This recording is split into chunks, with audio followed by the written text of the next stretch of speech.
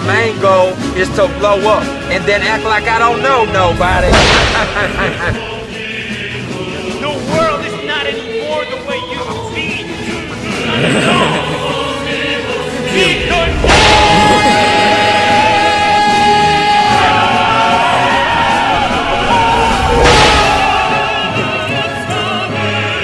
This is how you eat a Big Mac. Hai semua, di video ini kami akan menjelaskan tentang pembuatan matrix calculator. Inti dari isi video ini adalah materi mengenai integer variable, konsep do while, switch case, for, dan if else. Ini adalah tampilan singkat aplikasinya. Nah, ini untuk pseudocode lengkapnya. Sekarang, mari kita bahas 3 hal, yaitu konsep variable, modul, function di dalam pseudocode.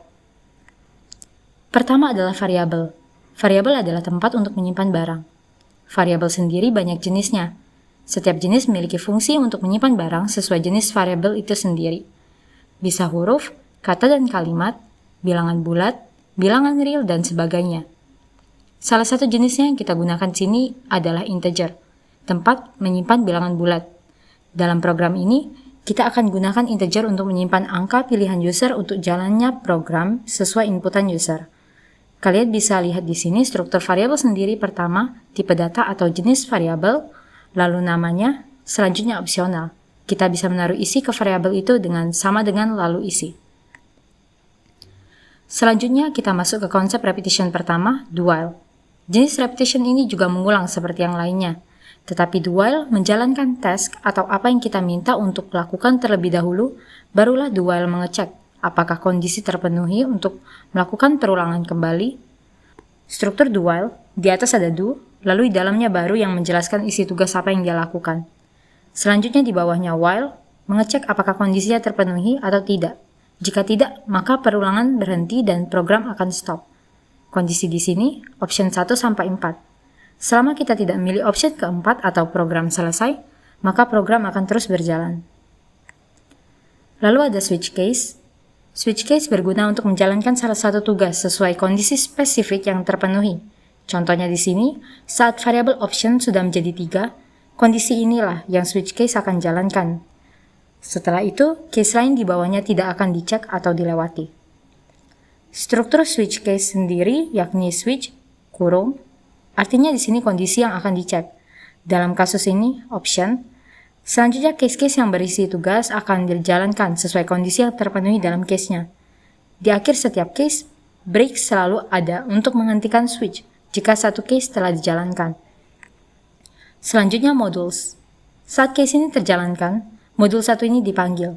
Intinya sendiri menjalankan bagian kode yang disimpan di tempat lain sebelum kembali menjalankan kode bagian bawah awal. Struktur untuk modul adalah void, dilanjutkan nama modulnya, lalu lanjut ke isi dari modul, kode yang akan dijalankan. Dan diakhiri tambahkan end modul untuk menandakan akhir dari modul tersebut. Sebelum lanjut, dalam modul sini ada pengkondisian yang kedua, yakni if else.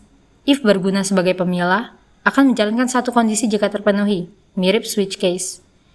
Jika if kondisi benar, dia akan menjalankan tugas di dalam if-nya.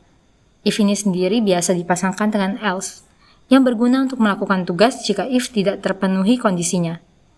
Strukturnya, if statement, then, diisi dengan apa yang akan dilakukan jika statementnya benar, ditambah else jika ada kondisi yang mau dijalankan, lalu barulah ditutup dengan end if. Selain modules, kita ada yang namanya function. Function di sini persis dengan modules, fungsinya, menjalankan kode program yang ada di dalamnya. Perbedaannya hanyalah function akan mengembalikan sebuah nilai di akhir pemanggilan.